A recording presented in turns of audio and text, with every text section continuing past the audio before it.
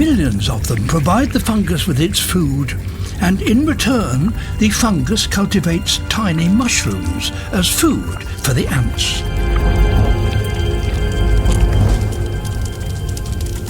The fungus releases chemical signals that tell the worker ants what type of leaf it wants to eat. Scouts are sent out with the latest orders. Worker ants will travel hundreds of meters to find the right kind. Today's crop is being taken from a young bixa tree.